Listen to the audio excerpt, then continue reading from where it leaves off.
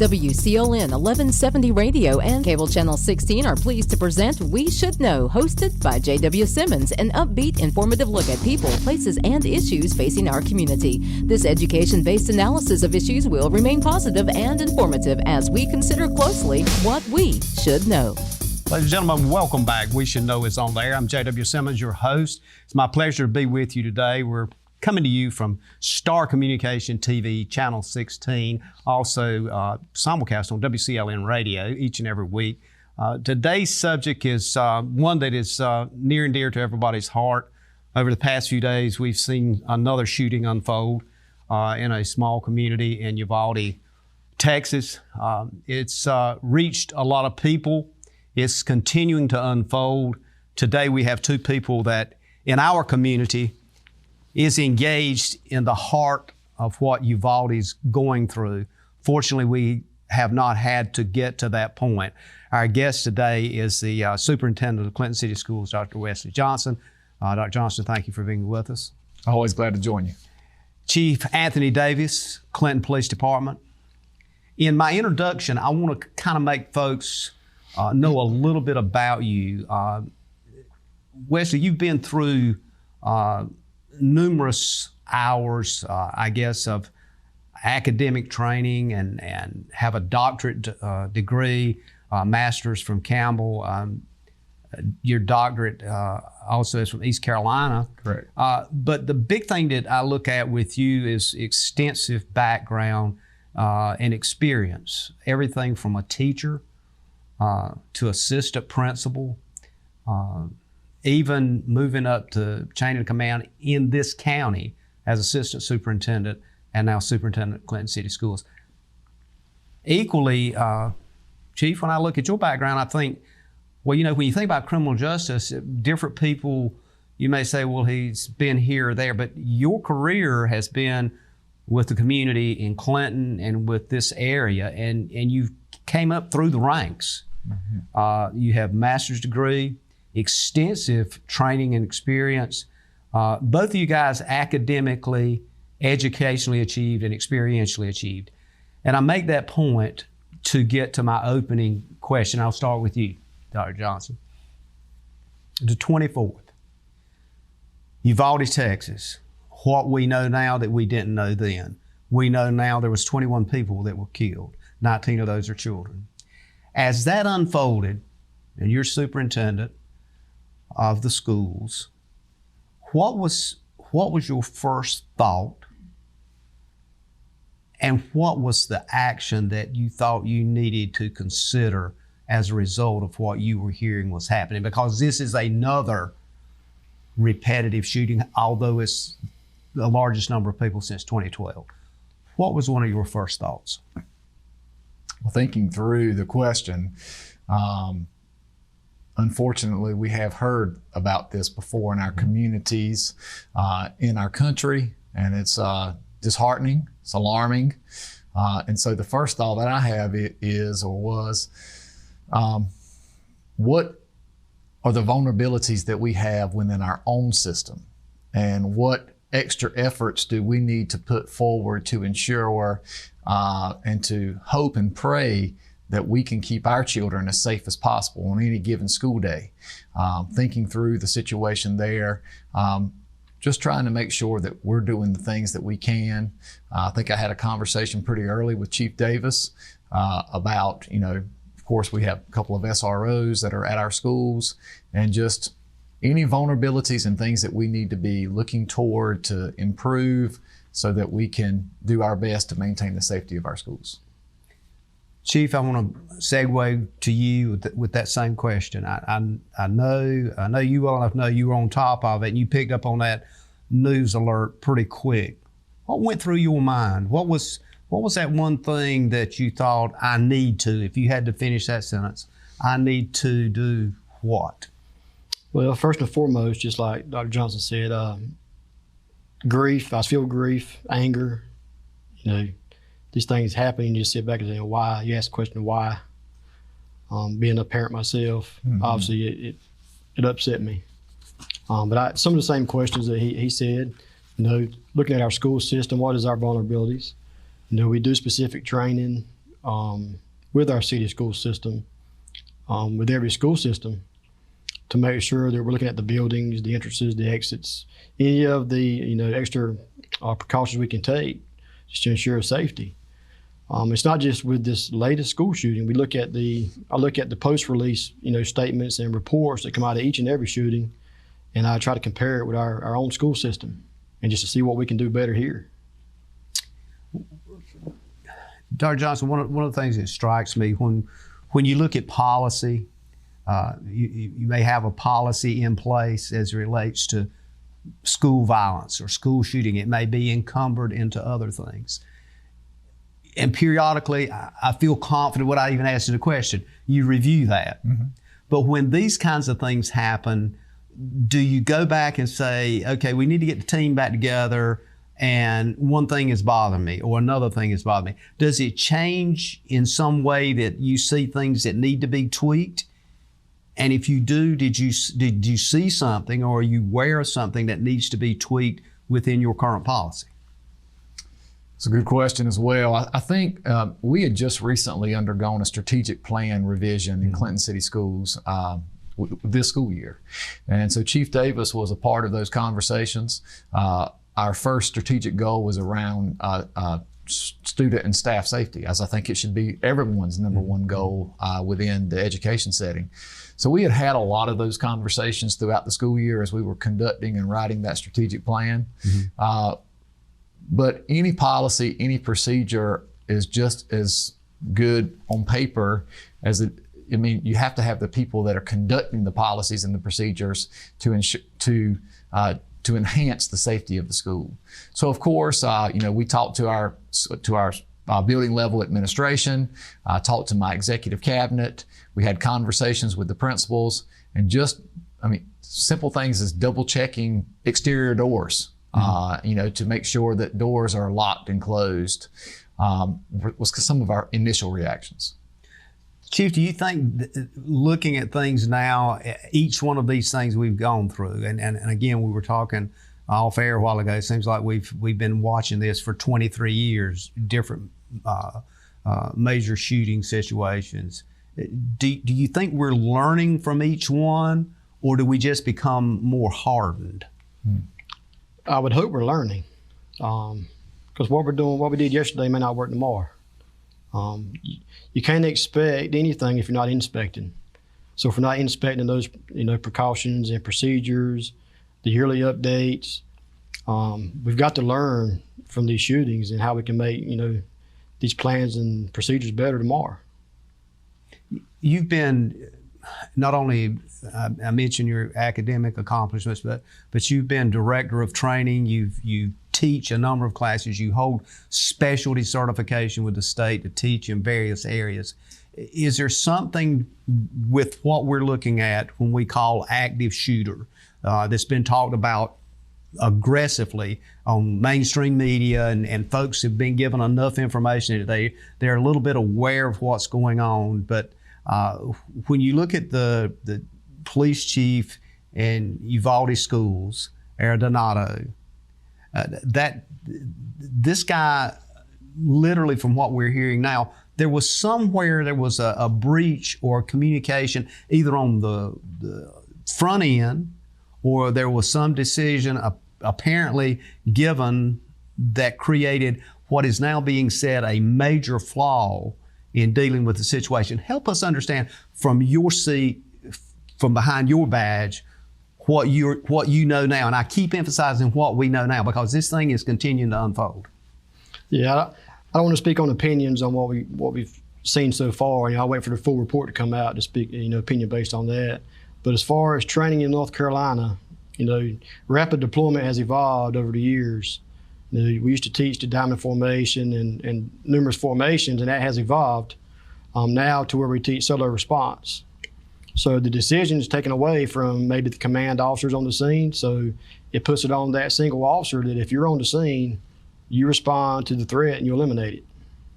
So if considering that you're talking now to the greater population of Sampson and surrounding counties, folks need to understand, and the point I'm trying to reach here is that officers in the state of North Carolina have been aggressively trained and grilled through not only lesson plan and in seat, but practical exercise in how to address and deal with an active shooter situation. That's correct. It's not just book work where you sit in the classroom and you're going over a lesson plan. This is actual force-on-force training where we go to one of the school settings here in Clinton, and they are put through some rigorous physical force-on-force training in those school settings.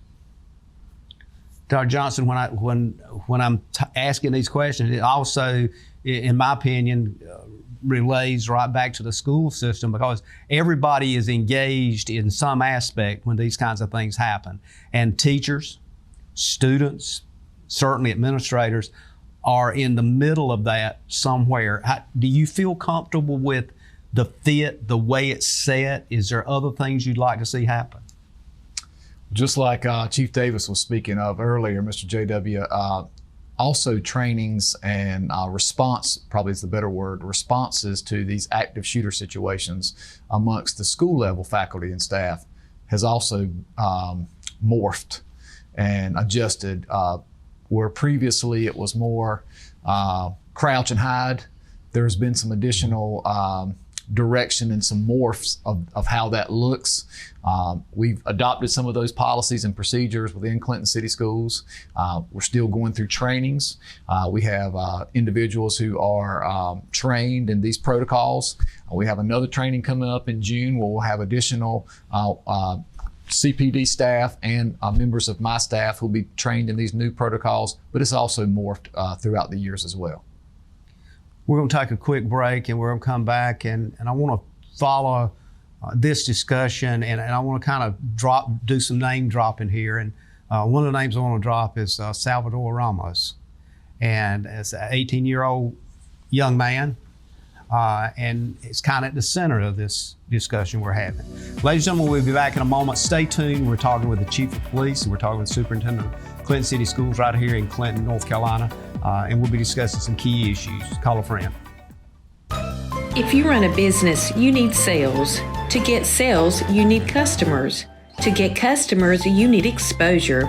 Let our team of experts craft and produce the perfect video ad to reach your intended audience while making the most of your advertising dollars. Call 1-800-706-6538 or visit starcom.net to contact our Star Communications production team and get your business moving to the next level.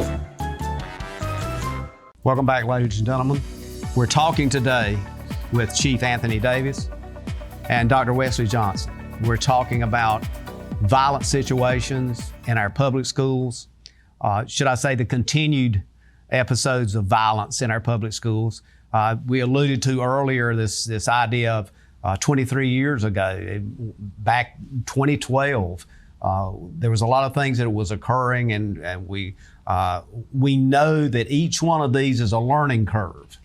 And so I want to talk a bit about what we've learned about people that put themselves forward in these kinds of situations. And Salvador Ramos, 18-year-old young man, each one of them, and this is a question, and I'll kind of get a response from you guys. Each one of them seems to have had information that was there, that was known. Of course, Salvador's information was Facebook and other media platforms. Other shootings we've seen, that information was there. How do we and should we be looking at that as a tool to help us in a preventative mode? You want to take that one, Chief? Sure. Yeah, absolutely. I think if you look at several of the shootings dealing with these people, the warning signs were there, but it fell through the cracks. Either it won't report it to law enforcement, or whatever the government agency was just didn't report it until they needed to get it to. So yeah, the warning signs are there. Just getting it to the right people so that they can investigate it further. Dr. Johnson, this gentleman was 18 years old, this young man, of course now deceased, 18 years old, as the Chief just said, had a track record. Is there a way in the system, the public school system, let's face it, I guess he has spent more time in the public school system than certainly he did, I guess, anywhere else. Is there a way that, or a system that we should be looking at that not only highlights that, but allows that information to be immediately shared with the criminal justice community, the police chiefs and others? I think the easiest answer to that question, Mr. JW, is that there needs to be continued communication between the police department and the school system. Thankfully, Chief Davis and myself, we have a great relationship, had a great relationship before I was superintendent and he was chief. But as you noted, both he and I have been a part of this community for many years and been a part of this county. So having that opportunity and those relationships, and he has my cell phone number, I have his cell phone number, and we frequently talk. I mean, I would say maybe on a daily basis, so that we can inform one another of, I'm gonna go back to that word, concerns, vulnerabilities, situations that we need to be abreast of. If something happens in the community, he can let me know so I can be a little more forthcoming to look for that in the school setting as well. And I think that that's very key and important, that the police department and the school system or systems have communication effectively and frequently.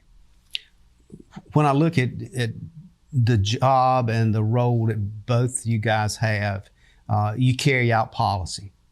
Is there something that the policy makers, the governance board, the Board of Education, to you, Dr. Johnson, the City Council, to you, Chief, is there policy here that needs to be rethought? Are there issues that need to be dealt with as a governance responsibility? Because sometimes you're handed policy, you've got to make that policy work. That's your role. But the governance boards, plural, what do you see that maybe you would suggest, that without losing your job, but what would you suggest that maybe some things that would be, that you're hearing, that's maybe is landing on your desk, it's not landing on their desk? And these are critical think issues that seems nobody's asking. That's the reason I'm asking them. Well, I think as a leader, it's important that you sit on these boards and committees. So when they're looking at revisions and revising certain policy, that you have a say-so or get some input before those decisions are made. And I know both of us sit on several committees where decisions are made before policies come out. And as also as a leader, you got to know that your policy and procedures are a fluid document. It's not going to stay the same forever. So you know it changes day to day, and you got to be flexible and make sure that you're putting the best policy forward. Using that word evolving, it is an evolving situation. With public schools and the numbers of people that you interact with on a daily basis, and looking at that evolving process, where do you see us headed? I mean, we continue to do this. How do we do something to put a stop somewhere, either in the behavioral health side, in the opportunity side, in the hardened security side? You mentioned doors. Where do we look at now? Folks are saying, I need reassurance that everything has been touched. There's no guarantees. Right. I think it's one of the points that we kind of discussed off air. Yeah, Mr. Davis, that's great. Again, I just think that education continues to evolve. We talked about when we were kids, and it was reading, writing, and arithmetic. Well, now we teach more than reading, writing, and arithmetic. I mean, we teach social justice, as we talked about earlier, off air. We teach policies related to mental health and mental wellness. And in a lot of these situations, these individuals that conduct these heinous crimes, they have some major mental health deficiencies.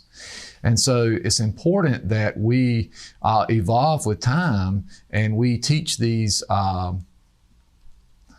strategies to help young people cope with difficult situations that they're going through in their home lives. And it's not just about teaching reading, writing, and arithmetic anymore. It's about teaching the whole child. And I think that that's important, how we've morphed education in the last 20 years. That's a good point. I'm recalling some years ago, I was talking with a teacher of the year, and one of the things she enlightened me on, that she could look at her class and she could tell the children in there that didn't have a good situation the night before. She could see that. It was transparent to her. How beneficial would that be to you, Chief, to know if you have an ongoing situation where there's a child in a classroom that hadn't had a good night before in 6 months? Oh, it's very beneficial. And that's like we talked with Dr. Johnson is, we take every complaint serious. Mm-hmm. We zero tolerance policy. So if you bring that concern, then it's going to be investigated. But it also goes back to the training aspect of the officer is, we want the officer to be able to recognize it also. So that's why they go through crisis intervention training, which they're trained to see the mental health issues and get them the resources they need before it goes that extra step. Dr. Johnson, mental health needs, following that thread, do you have adequate resources? Do you need additional resources in the area of mental health and behavioral analysis? I think in Eastern North Carolina, it's been very difficult to find positions such as like school psychologist. Actually, NCDPI has provided additional resources. Our legislators have provided additional resources to be able to hire positions such as school psychologists. The problems that we have living in Eastern North Carolina, no one are applying for these positions. There's not enough people with the credentials that they need to get from the educational side to find school psychologists to do some of these types of positions. So a lot of it falls on the individual teachers, the guidance counselors, the principals. We do have a social emotional coordinator, but the resources are there, but find the people to fill some of these positions has been extremely difficult in Eastern North Carolina. Chief, while we're on this subject of emotional needs, I want to kind of just star this question. Emergency responders also are in that bracket, that when we look at these children that were the horrific sight of what they saw in that classroom, we're talking potential PTSD, various other emotional issues. So it's not just on the school side, it's folks that work for you. That's correct. Again, as a leader, you got to make sure you got those resources available. So you need to plan ahead. So you're always planning ahead to have that stuff in place in case the worst happens. Give us a picture on the state level. We've got a few minutes before we got to go, 2 minutes actually, before we got to go to break. But give us a sense from the state level. What are you feeling from the state superintendent's office, Catherine Pruitt? What is she engaged in this? I looked the other day and I'm trying to get a feel for what the push is on the state level. I didn't see a whole lot, don't necessarily mean anything, but just wondering what you're receiving. Well, of course, anytime there's an incident like this, there's a lot of information that comes down, and to ensure that you're checking behind and making sure your doors are locked, and your safety protocols are in place. But I have seen some good things that I think that we're working towards in North Carolina and in Clinton City. But it has to take, I guess, a less reactionary direction, and it has to be more planned approached. And that's why it's so important, going back to those communications and ensuring that you have effective communication with your police department and your school system so that you can have those conversations beforehand and not after the fact.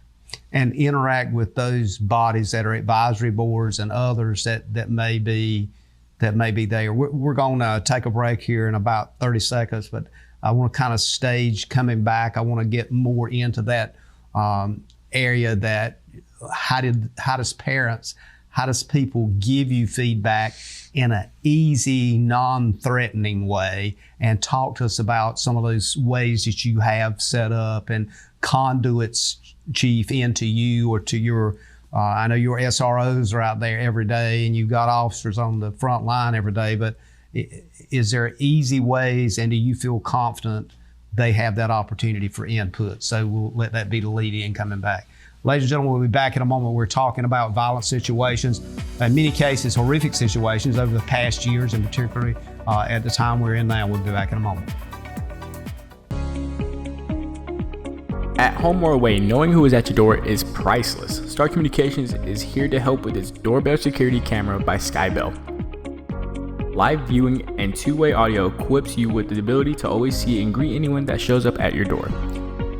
If this is the kind of confidence you are looking for, call Star Communications today at 1-800-706-6538 to learn more about this intelligent security that you can always depend on. Welcome back, ladies and gentlemen. The name of the show is We Should Know. I'm J.W. Simmons, your host. We're talking about school violence. We're talking about public shooting disasters in the country, and particularly Uvalde, Texas situation that has recently occurred on the 24th. Gentlemen, thank you for being with us. The Superintendent of Clinton City Schools, Wesley Johnson, and Chief of Police, City of Clinton, Anthony Davis. I want to open this segment with a comment in the Washington Post, actually. And it was regards to this most recent massacre. And the quote is, young people who met the alleged gunman online said he had threatened to kidnap, rape, or kill, but they said their reports were ignored and that his kind of anger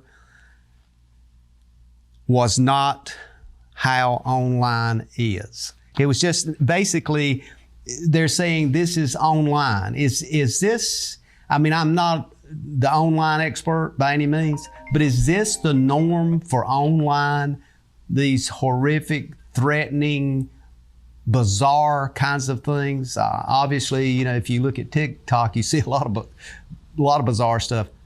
How do we connect the two? How do we get that piece of information that may be a dynamic piece, Chief, to your attention? Is that your role and your police officers? Is it yours, Dr. Johnson, and your folks that work in the school system? Or is that everybody's role and responsibility? I think society has to take that role. Over the years, there's a lot of pressures and stuff being placed on police to do certain things, and as a society, you know, we try to put many hats on the police. But as parents, as people day to day, when we see these disturbing things on social media, we're obligated. We should be obligated to report that stuff. Just like we said earlier, there's always been a track, or there's always something in the background, warning signs leading up to these shootings. And particularly in this one, you know, they had the social media, the threats. I'm sure people saw that kind of stuff and just didn't report it. So I feel like anybody that sees that information is obligated. Report it to your local authorities. Here at Clinton Police Department, we have tip lines. We've put the effort out there. We give you several platforms to make those complaints and concerns, and they get to the right people. But just simply sharing it across, you know, the platforms, all you're doing is inducing panic and fear. So please report that stuff to your local authorities and then delete or keep a copy of it to give to your local authority.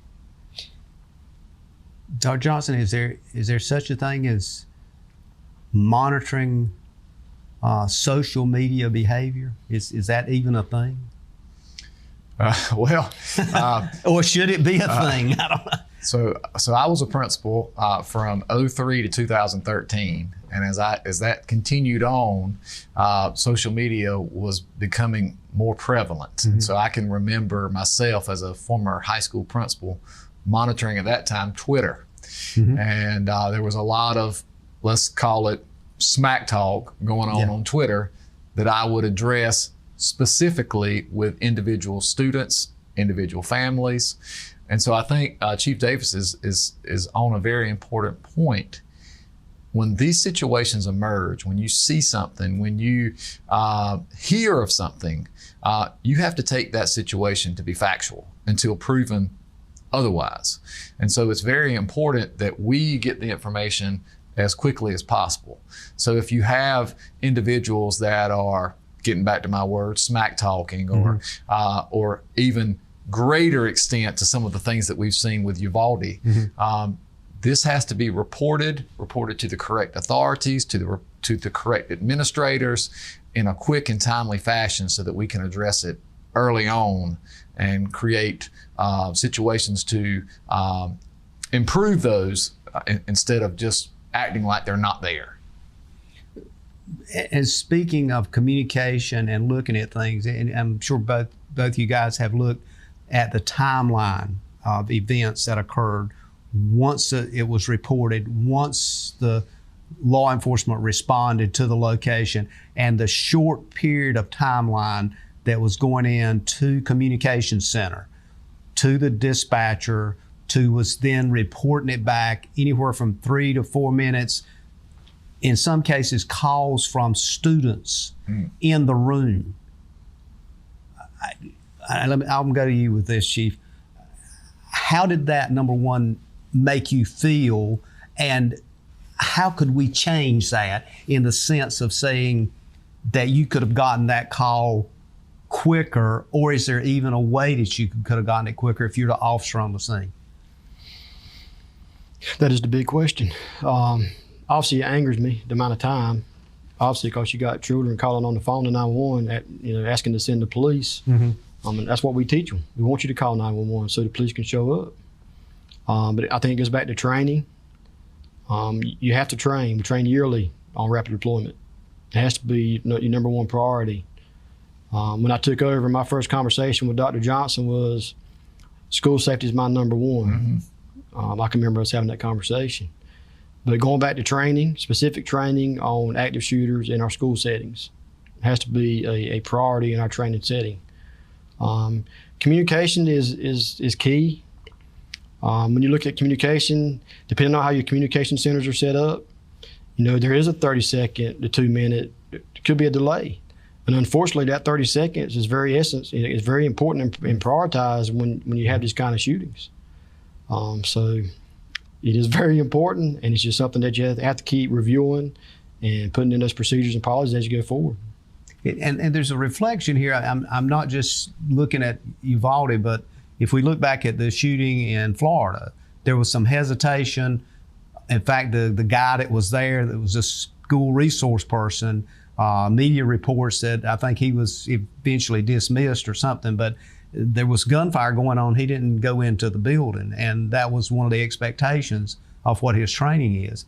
How do we bridge that gap for officers in the sense that, and can we, I don't know that it's even possible, is it reasonable to know that they should go in, but yet understandably not really knowing if they've never gone in? Does that make sense? It's almost like the guy on the front lines of a battle.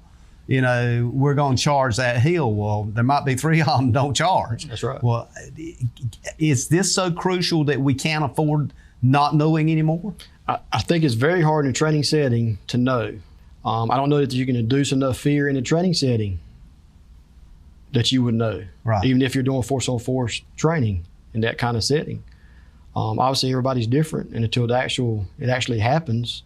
And I think that goes back to the experiences the officers have had, what their background is, their ability and understanding of that piece of it.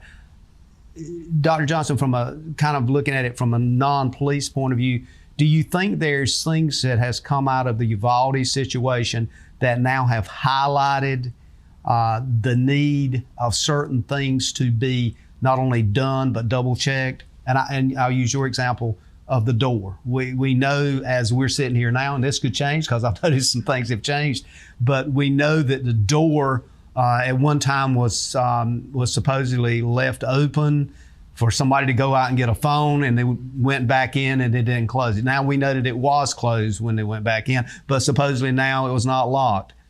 How do we address knowing that, what we know now, and saying, look, these doors are not supposed to be entered or exited. They are locked unless it's a fire or something on the inside. I mean, I'm getting into policy here, but.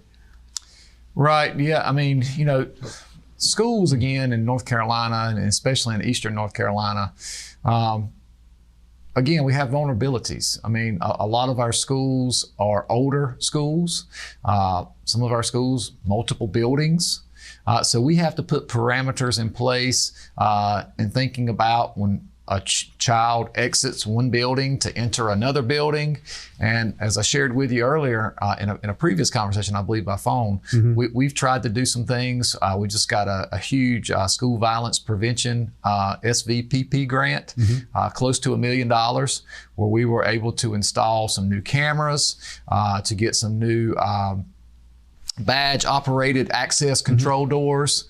But again, policies, procedures, money that's spent is only as good as the people that are operating it on a day-to-day basis. And so you do have to have checks and double checks and triple checks and reviewing policy, and to ensure that that those are going to be carefully orchestrated and carefully maintained as well. And the exercise part, we have these drills in schools. We'll be talking to National Weather Service shortly here. We do that every year. But one of the things I've noticed that we have these drills periodically with thunderstorms and other things in schools. Do you see a need to increase the drills as it relates to active shooters? Well, we do active shooter drills. And again, we are going to do some additional training this summer with individuals from Chief Davis's operation as well. But of course, anything that we can practice to improve, I mean, think of an athletic event. If you practice, you get better. And so if we practice these drills, if we maintain that open communication, if we continue to talk and discuss vulnerable areas, then I think they'll be enhanced and improved. We're going to take our next break, and again, I'm kind of set the stage, because if I'm following time schedule right and reading the hand signals I'm getting, we're coming up on our last segment here, and I want to make sure that we cover as many things as we can. And let me say, as we go into our last segment, I want to make it clear that we're not covering everything that we could, because you just don't have enough time. So I want to make sure that in this last segment, if there's pieces that we need to highlight for those folks out there that are listening that have grandchildren in school, or that the parents that have children in school, or expectations that you have, that we cover that. And we'll do that when we come back. Ladies and gentlemen, stay tuned. We're talking with the police chief. We're talking with the superintendent of schools. We're talking about violence in our schools, what we can do, what you need to do. We'll be back in a moment. To get the most out of your electronic devices, you need a strong internet connection and a protected home Wi-Fi network. You need high-speed internet from Star. Star has the fastest, most affordable high-speed internet service available for all your devices. We have no long-term contracts or high-pressure sales. Our service speaks for itself, and switching is hassle-free. We take care of everything with free installation from a local company. High-speed internet from Star. Internet at the speed of life. Ladies and gentlemen, welcome back. We Should Know is on there. We're coming up on our last segment. I want to thank you for being with us today. Also, I want to remind you, you can reach us at weshouldknowedu@gmail.com. That's weshouldknowedu@gmail.com. If you want to drop us a card, you can drop that to Post Office Box 1482, Clinton, North Carolina. That's 28328. We really need your input and your continued input for creating shows, for the show we're having that you're listening to today. We've had comments from Wake County, from multiple counties throughout the region, and we do follow up on your request, on information that we can get back to you. We're more than happy to do that. Today we're talking about school shootings, and we're talking about issues that could impact, and I know often enrage, cause people to do very strange things. We're trying to get factual information from the people that is in the heart of the storm. And two of those people is Dr. Wesley Johnson and Police Chief Anthony Davis. Gentlemen, again, thank you for being with us, taking time to sit down. I got a few people left I know I can call, and they'll come in and help us understand what's going on. And this is one of those times. I want to start this last segment with a quote, and this was on ABC News, and this is talking about Salvador Ramos, and it says, Ramos was known for fighting and threatening fellow students. Some classmates told ABC News he allegedly exhibited unusual behavior, such as threatening classmates and claiming to have cut scars into his face, classmates said.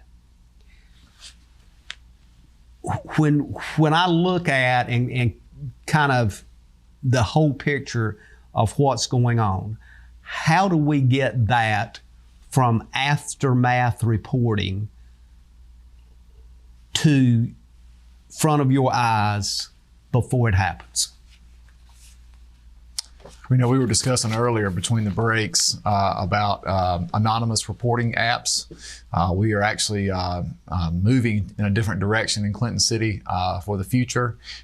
There is one that's provided by the North Carolina Department of Public Instruction. It's called Say Something Anonymous Reporting. I use the acronym SSARS. And so whenever we have anonymous reporting apps or emails that can be sent, because not everyone feels comfortable sharing information. And so if you can have apps or you can have email or have a way that students feel comfortable sharing concerns, then they have to share those concerns. And then as we talked about earlier, and I think a previous iteration of the show, we say that it's important that we take all of those as serious and that we investigate them seriously. We have that communication with our chief of police, and we have those communications with our SROs so that we follow up on those and ensure that we do our best to provide a safe environment for our students and staff. Chief, we've just recently, as we're preparing to go to air for this show, we've had 2 situations in the county school systems that has caused and created a complete reaction.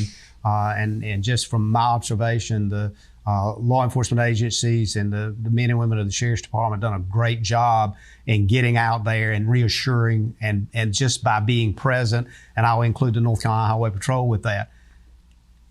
Fortunately, they came out just to be threats and there was no action. Is that the kind of thing that we need to do? How serious do you take those threats? Are they investigated? Does people get handcuffs put on?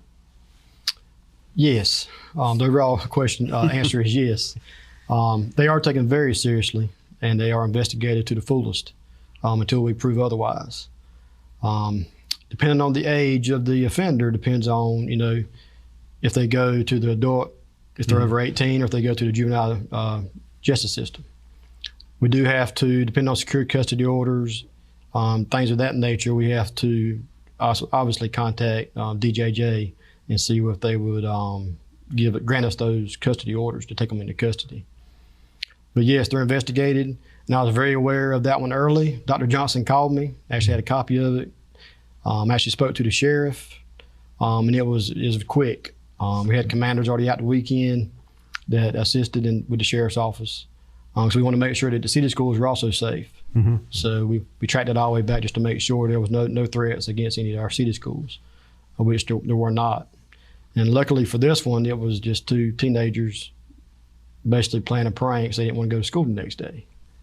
But yes, they will face charges. So just because you do it as a prank or it's not real does not mean you will not get charged. You get charged for making those threats on school property. It is a serious charge. And be very careful how you use that virtual world. That's correct. So given this conversation and we look at where we are now, are there other things that you may anticipate or things that we need to be looking at? I'm thinking in terms of not only regulatory kinds of things, but you mentioned an app that folks could report things. I know after the World Trade Center situation, one of the biggest slogans out there was "See something, say something." And to open that door, it's got to be done with ease because it's got to be a hard, and we got to, I guess, accept this in many situations for a parent or someone that's close in a family to go to somebody and say, look, so-and-so has been writing these notes about what he or she's going to do. And it really comes down to that, does it not?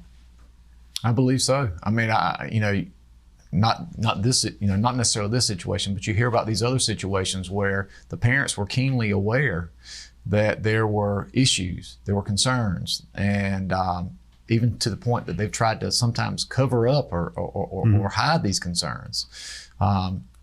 And if you have a problem, if you have situations that are going on in your home, then yes, you need to talk with someone. One of the things that I wanted to point out that I think is very pivotal about both Chief Davis and myself is we are actively involved, boots on the ground types of leaders. Chief Davis has a wife that works in the system.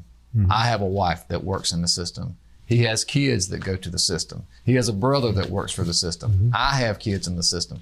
We're very intricately involved, and we're very approachable. I think that we're both very approachable. And so we're at these ball games, we're at these events. And so if you have concerns, find us, talk with us, get our ear. We will make time for your concerns. And I think that's very important. This is something that I looked at, and both you and I do a lot of research, but in your doctoral dissertation, analyze the effects of school uniforms on crime and violence, discipline incidents, and suspension, expulsions in high schools in North Carolina. That whole dissertation, is there not parts of that could be looked at now? I mean, are we really saying that there's a core piece of understanding the lack of parameters? So, everybody, I'm going to use this term, I don't mean it like this, but everybody's looking for this silver bullet that we're going to fix society. There's not a silver bullet. It's not school uniforms, or it's not this, say something app.